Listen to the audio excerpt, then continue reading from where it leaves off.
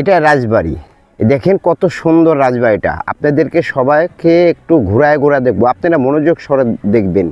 আপনাদের জন্য আমি ভিডিওটা বানাইছি। আমি নাটোরের বাড়ি আমার, আমি ঢাকা থেকে আসছি। আপনাদের এই নাটোরের বাড়ি, এই সেই বাড়ি, এই ফুলবাগান। নাটোরে রাজারা এখানে থাকতো। এখানে এখন সুন্দর সুন্দর বাগান তৈরি করছে, কত সুন্দর ফুলের বাগান তৈরি করছে দেখেন এভরিওয়ান।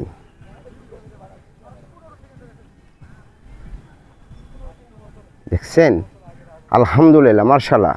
400 বছরের আগে এগুলার বাড়িগুলা, এই বাগানগুলা, চারদিকে পুষ্করণী, চারদিকেই পুষ্করণী।